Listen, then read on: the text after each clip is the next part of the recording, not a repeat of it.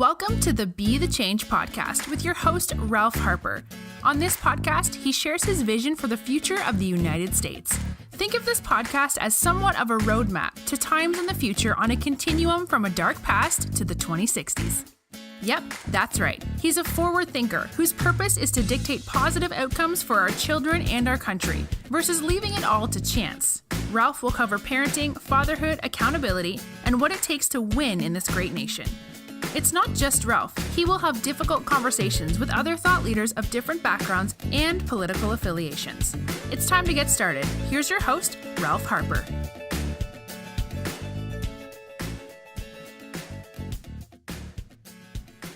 Hello and welcome to Be the Change podcast. Today I plan to talk about Black American history. This is a topic I don't usually like to talk about because of the egregiousness of Black American history. It's not pretty. It's not something that I personally like to reflect on. That's just how bad it is. But I plan to do it today, and bear with me while I get through this because this is not something that I really wanted to do. The title of this podcast is Black American History Month versus Black Future Years. I want to put those two into context because I think we have an opportunity here. Again, Black American history, from my perspective, is probably one of the most egregious ills of world history. I personally don't like African American history. But this is an interesting year. This is a milestone year. 2019 is, and it's a milestone year because this year represents 400 years since the first slaves were brought from Africa to the American shores. 400 years ago, this year. Overall, approximately 4 million Africans died in Africa fighting against slavery. An estimated 2.2 million African people died during the Middle Passage, those long and arduous stints and those trips across the Atlantic Ocean from Africa to the United States. Imagine that. 2.2 million Africans died on the Atlantic. Many of them made very conscious choices to take their own lives. It is also estimated that approximately 12.5 million African people served as slaves in the United States. That's a big number, and they served as slaves over the course of 246 years. 246 years of hell. Some of these slaves were beaten mercilessly. There were African women and African men who were raped by their slave owners. Young African girls were forced to watch their mothers raped by their slave owners. Young African girls also were forced to have sex with complete strangers for the sole purpose of breeding more slaves. Some of the gruesome tactics that I've read about from the teachings of William Lynch are so gruesome that I just refuse to talk about those tactics today. It was painful to read it. It's painful just to remember it and to know it. But I've made a conscious decision not to talk about those things today. But imagine for a moment the millions of slaves who were born into slavery and died the same way, enslaved. Last year, when I was completing my manuscript for my new book, which will be coming out in the summer of this year, I was doing some research and ran across a law. It was a North Carolina law. And basically that law was written to prevent anyone from teaching slaves to read. The law was very explicit. It talked about a notion that any white person who was convicted of teaching a slave to read would be fined a minimum of $100 and up to $200. Now, that may not seem like a lot of money, but I imagine that was a lot of money back in those days. So, from my perspective, that seems to me to be a pretty serious punishment for teaching an African person or slave to read. A white person could also be imprisoned for teaching a slave to read. But that same law also prescribed that any slave who was caught teaching another slave to read, man or woman, would receive a minimum of 30 lashes on their bare back and up to 39 lashes on their bare back. Like I've said, and like I will continue to say, Black American history is egregious. It is nasty. And it is painful to reflect on that history. But this, what I'm talking about now, is the life experience of slaves in the United States of America. We first can't deny it. We can't pretend it didn't happen. But the interesting thing about all of this is that there's really not a damn thing we can do about what happened all those years ago, 400 years ago. There's not much that can be done about that.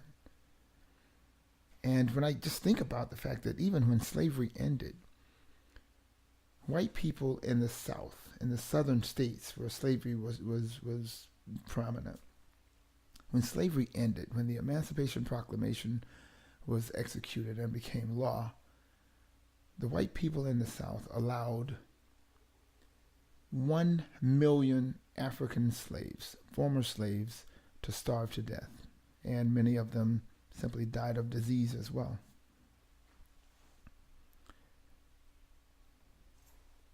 Imagine the pain and suffering, dying of starvation after your people have been forced to provide free labor to a country for over 246 years. Imagine that. Like I've said, Black American history is egregious. But then after slavery ended, there's a new phase of hell that began. Legal lynchings. The Klan was formed. Racism, discrimination, and a large faction of white people hell-bent on the assurance that inequality would prevail. Then there were assassinations, people died fighting for Black Americans' freedom in the United States of America. Martin Luther King, John F. Kennedy, Bobby Kennedy, those 4 little black girls at 16th Street Baptist Church in Birmingham, Alabama, Medgar Evers. The list goes on. And these weren't just black people who died. White people died as well. White people came from cities like New York to fight for the freedoms of Black American people. They were fighting to get Black American people simply to a place where they could vote. Imagine all these people. I'd like to step back though a little bit because I want to talk a little bit about the fact that 600,000 people died in a civil war. And based on the data, those people died fighting for and against slavery. It's arguable that slavery was actually the basis for the Civil War in the United States. That is very compelling. That is very compelling. But just to know that so many people lost their lives fighting for the freedom of a people, Black American people, African American people in the United States, is, wow, it's very compelling. It's very compelling. So when I say to people that Black American history is egregious and I really don't like it, I don't want that to be taken out of context. For me, it's just very frustrating knowing that there's not much anyone can do about that. It's just not. And to dwell on these realities really doesn't add any value at all. And in fact, dwelling on it may really be painful and disruptive in your life. It's our reality, but I can tell you that to continuously think about it, to dwell on it, and to be upset about it, I'm not sure what value that adds. And so as I think about slavery and I think about the end of it, and I think about the value that might exist in terms of reflecting on Black American history, I think there are two things that should be considered. The first is that it is very clear that there has been some value that has come out of the freedom of slaves. That value has to do with the fact that, again, people died to bring African American people closer to this notion of equality. African American people have a lot of leverage in the United States in terms of being able to work and to do the kinds of things that would cause them to be very successful in this country. That has been proven time and time again. So the fact that African American people, Black American people are free, we are free enough to do the kinds of things that would make us very successful. It's a question of what are we willing to do. The second thing is that I think that probably the other value that could be added or that could be suggested could be added is related to the future. Like I've said, there's no value in our history. I just don't believe that there's any value in that. There's no value that could be this laid out in terms of today. But there is value that could be added if people would just make conscious choices and just be cognizant of the fact that when you look at African American history, if you don't take those egregious things that happen and turn that into something positive, then we will continue to miss the point. We will continue to miss the point if we're not willing to take the egregiousness of slavery and those particular experiences and turn that into something positive. I talk about this all the time because this notion has to do with the future. It doesn't have anything to do with today, and it doesn't have anything to do with what happened, 400 years ago. The value that could be added is the will of people to do something to ensure, first, never again, and second, that our children will go forward to the future with better and enhanced life outcomes, very different than the ones that most of us have experienced in our lives. Let me give you an example. When you know that white citizens in North Carolina, and there were other states as well who had these kinds of laws that penalized slaves for learning to read, when you know that that is something that was a part of your history. They didn't do that just so that they could prevent African slaves from communicating with each other. That was a strategic plan to ensure that African Americans would never ever achieve a level of equality to white Americans. There's absolutely no way that any person in the entire world can achieve any level of equality to the rest of the society if they are prevented from reading. That's just fundamental. That is just fundamental. So you would think that African American people would be the top readers in the country. Well, that's not the case. This stuff is very important.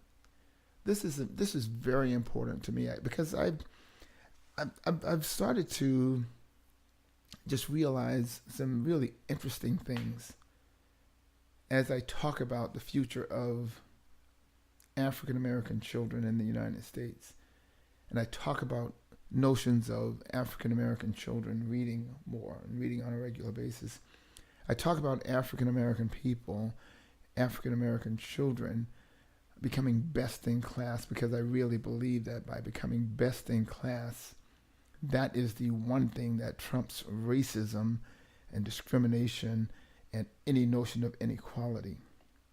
Quite honestly, I believe that when I think about equality in the United States, it's a little bit overrated.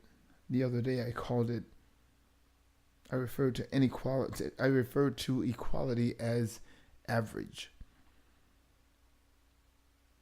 African American children should not strive to be average in the United States of America. African American children are better than that. So this analogy kind of begs the question, which is more important? Black American history or the Black American future years? What's more important? I suggest to you the future of Black Americans is more important than our history. And until we start taking that simple notion seriously, we will continue to do so at our own peril. Yeah, don't be mad at me. I'm telling the truth. But even as I tell the truth about this stuff, I am also mindful of the fact that our children can't do this alone. Our children are literally counting on us to guide them. And it's really weird because they have absolutely no idea what it is they're counting on. They know that they're counting on something, and that something is guidance. And the adults in the room, parents around the country, we own that. We own that accountability. And for as long as we continue to avoid that accountability, we are continuing to be complicit in African American children's failures. We are contributing to their failures by our inaction, by our inaccountability, by our complacency, by this notion of capitulating or giving up. I say to you, unequivocally and unapologetically, that had Martin Luther King Jr. not been assassinated, Black American people would not be in this predicament. That is just a fact, because I know that he would have been steadfast and he would have gone forward with a profound and exceptional determination to ensure that he focused on our children and the future. Can you imagine, had he not been assassinated just over 50 years ago? Can you imagine what would have happened within that 50-year window? Think about that. Think about that. Someone who was willing to die for us just to get voting rights and civil rights. Can you imagine with those values and those laws in place, those documents that etched into our democracy, these kinds of freedoms for former slaves? Can you imagine that? Can you imagine African American people free to vote, free to exist, free to buy homes, free to be educated? Can you imagine that with Martin Luther King demanding that Black American people stand up and be accountable for their own destiny? Because that's what he would have done had he not been assassinated. And since his assassination, I'm just talking about our history now. Since his assassination, there has not been any movement similar to what Martin Luther King's mission was. It just hasn't happened. And I'm not being accusatory. I've said this before. I think that there are several people who are leaders in the Black American community. But I am also concerned that there has not been a constructive or a structured approach to placing the right level of focus on the future of Black American children in the United States. It just hasn't been there. And even when I try to talk about it, sometimes I get pushback that I'm shocked about. I had a woman ask me, why would I include reading as something that our children need to be focused on? I had another woman say to me, well, reading is not going to work because the parents, Black American parents, aren't going to work with their kids to teach them to read.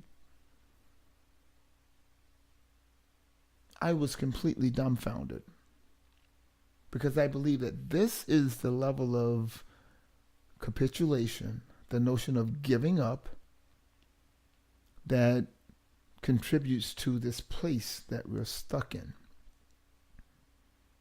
And I know one thing. I know with absolute certainty that when you don't do anything, then you can expect that things will be the same. And if you look at where we are today compared to where we were 50 years ago, wow, I would suggest that we could be in a very different place. But we're not quite there yet. We're just not quite there yet, and something is missing. Something has to change. And I can tell you, we have an opportunity.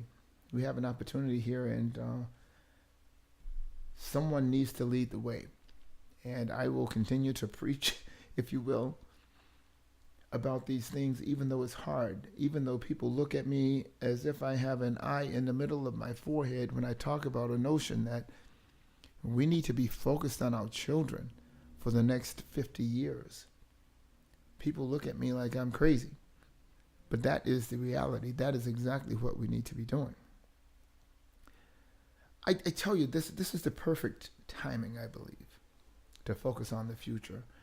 And one of the best things about this time is that Black American people have experienced a Black American president of the United States of America. The same president who has founded an organization called My Brother's Keeper. The same president who has made a firm commitment on national television that he and his wife, First Lady Michelle Obama, will be involved in My Brother's Keeper and focusing on disadvantaged children for the rest of their lives.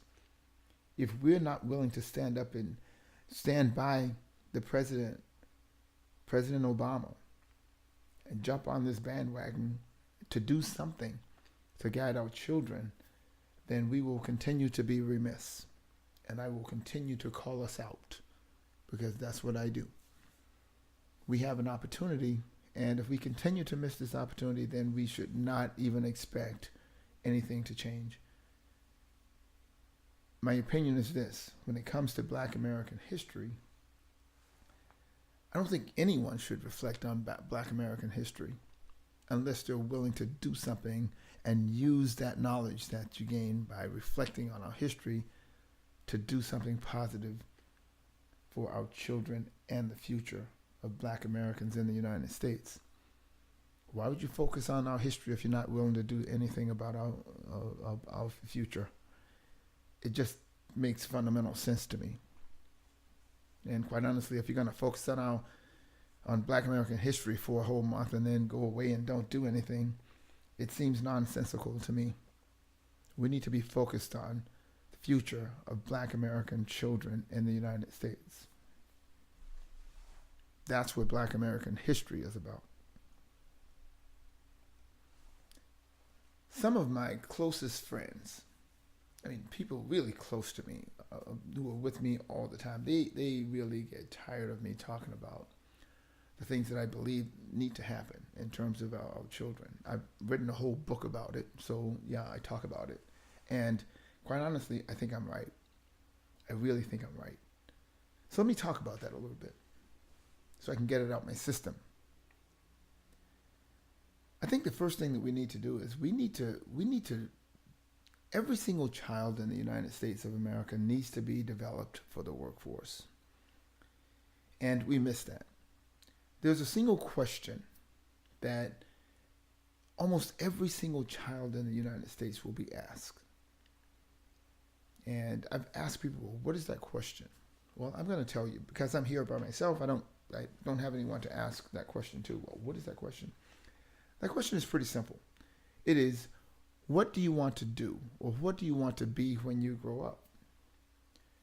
We ask our kids that, and neither the parents nor the grown-up who's asking the child, nor the child really takes that question seriously.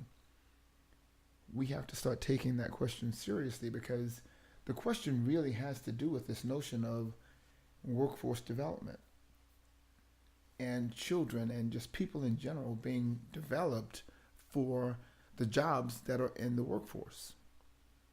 So if you decide as a child, I don't care if you're a teenager or whatever the case may be, that you want to be a lawyer, then clearly there are things that you need to do in order to become a lawyer. And a lot of it has to do with being educated and all these other things, right? So I've come up with 3 life principles that need to be instilled in our kids that relate to the notion of them being developed for the workforce.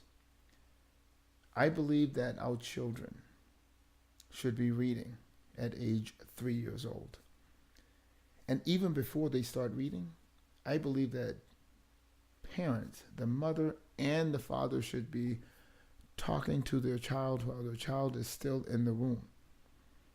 And when that child is born, they should continue communicating with that child so that that child can start to develop sound and appreciate words and get a head start on learning to get to that basic and fundamental thing that is required of every single person, not just in the United States, but in the entire world, which has to do with the notion of reading. Reading is the basis, the absolute basis for learning and being knowledgeable and being intellectual. We have to get reading right, and we have to get it right at age 3. The next thing is this. Our kids need to be focused on their education. Any parent who allows their child to play games over getting their homework done is again being complicit in that child's failure. Our children have to make their education their absolute number 1 priority. No questions asked. The next thing is, in terms of workforce development, even when a child is too young to work, parents need to be teaching their children the value of working at home. And I think that there's a difference between a child just doing normal stuff that a child should do. For instance, if a child messes their room up, then they need to go clean that room without being compensated for that. But the way to teach a child the value of working is to ask a child on a Saturday, hey, listen, I want you to help me mow the lawn. And when you're done mowing the lawn, you're going to get paid. Because I can tell you that once a child starts to appreciate the value of money and being paid and appreciate the value of money in terms of how it works and how you can buy things with it, that's a pretty powerful thing to teach a child at a young age. And so those are the three things that are linked to the notion of being developed for the workforce. Our children have to be reading, ideally starting at age 3. Our children have to make their education their absolute number one priority. And our children have to be taught to appreciate the value of working and appreciate the value of money and saving and being financially astute. The next attribute that needs to be sharpened in terms of the skills that it takes to be successful in the United States going forward and into the future has to do with our kids' integrity. And a lot of times I think about this stuff and no one told me these things, and that's why I'm so hell-bent on trying to get a message out to our children that these are the kinds of things that will cause you to be successful in the United States. And I believe that your integrity has to do with 2 life principles.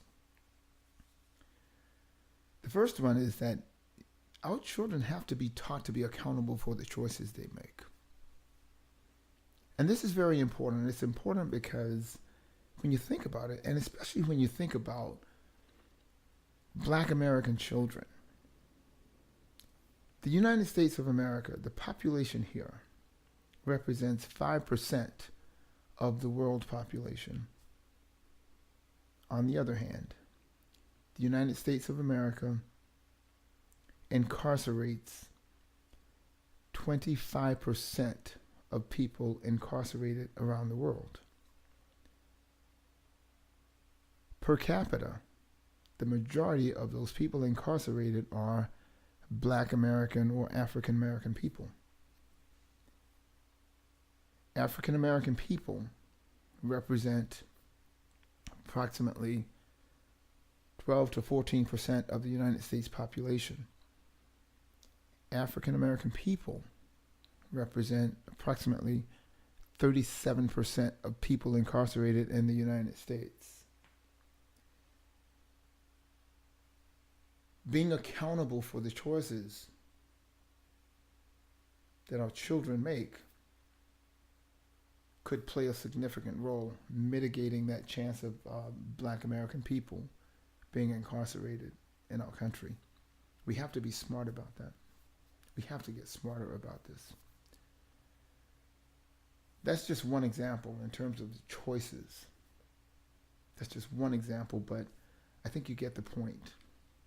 Our kids have to be very smart about just being accountable. Be careful not to do stupid stuff that may land you in jail or land you in a place where you shouldn't be, where you may get shot or anything like that. Be careful when it comes to any encounter with police officers in the United States. And it doesn't matter what city you're in, you have to start doing a better job. We have to start doing a better job respecting the authority of police officers. I write in my book a section called Pride or Die. And in that section, I list about 20 things that our children should do whenever they encounter a police officer. The next life principle that is connected to integrity has to do with just respect. Our children need to respect themselves and respect other people within their realm. And just in terms of our kids respecting themselves, you have to just be aware and cognizant of the fact that if you decide you're going to wear your pants hanging off your butt, then that's exactly how people are going to treat you. like your pants are hanging off your butt. And if you decide you're that person who wants to continue to use the N-word, then people are going to look at you like you're using the N-word, and they're going to treat you a certain way versus treating you with with the level of respect that you more than likely deserve. Finally, I think it's important for our children and parents just in general to focus on the next generation of children. Because I think there needs to be this cyclical process that ensures that this whole thing of moving forward to the future is not interrupted. And there's no question that it will be interrupted if no one is placing the right level of focus on the next generation. And what that means is supporting kids. When I talk about, this idea, this notion that we need to be supporting our kids and making sure that they are doing those things I talked about earlier in terms of reading and making education a priority and working and being accountable and just being respectful. Children need to be telling younger children that same thing. That's how the next generation model works. We have to continue to get this information to those kids who are most vulnerable. It's important to keep that cycle going. Do something for other people. Duty. Be dutiful. Help them, guide them. This notion that it takes a village. And this is important because when you think about the fact that single parents, 85% of those single parents are mothers. Think about that. So mentoring is important. Help some of these single parents out by playing a role as mentors and doing the smart things that just make fundamental sense. And the last piece of this has to do with the idea of saving money and just being financially astute. It's one thing to work, but it's also smart and it makes sense to save. And I think our children should be saving money from the time they earn it at 8, 9, 10 years old. And I say these things and I'm so passionate about it because these are areas that I fell short in. I didn't get it. No one laid this out for me. No one told me that I should be saving money. I was wasting money. And now I'm compelled to just be honest and tell the truth and try to get a message to our kids that there are certain things that they own. There are certain things that they need to do. There are certain things that they need to be accountable for that no one else can do for them. And the one thing that we have to keep in mind, and I think sometimes, I don't know why, we tend to forget that it is our children who will grow up to be adults. Our children are the ones who will grow up to be adults, and they will grow up to be chief information officers. They will grow up to be entrepreneurs. They will grow up to be politicians. Somebody's African-American child will again grow up to be president of the United States of America. We get so caught up with the fact that these are our children, but they are the ones who will grow up 50 years from now to be the ones running things, changing policies, and running our country. That's just a fact. And it's a fundamental fact. So I guess I'll get off my soapbox now. But on a serious note, we have a lot of work to do. And I mentioned earlier, had Martin Luther King survived, he would have spent the last 50 years that have elapsed focused on African American, Black American children. And we would, without question, be in a very different place now had he survived. He didn't. And quite honestly, we have all missed the mark since he was assassinated. I'm personally embarrassed by my own inaction and the fact that I haven't done anything. But I can tell you now that I'm willing to go forward for the next 50 years. And like Martin Luther King once said, I may not get there with you, but I'm willing to do my part now to get this message out to as many kids as possible through my book, through my actions, and through these amazing people who have already made conscious choices to join my team and to work with me. It is amazing the people who are signing up to work with me in different cities around the country already, because my book is less about the book and more about getting the message that's in the book to these children. And I am signing up these advocates right now who are willing to work with me, hopefully, for the next 50 years, preaching about our future and using our history as the basis for forging ahead to the future, to the 2060s, the next 50 years. I hope I will see some of you on the trail. Thank you so much for your time today. God bless you. Thank you for joining us on Be the Change. Be sure to subscribe today and don't forget to rate and review so we can continue to bring you the best conversations. Visit ralphharper.com for show notes, resources, and events. To support Be the Change, please join our patron community at patreon.com/Ralph Harper. Be the Change returns the same time next week and is brought to you by the 2060s Project.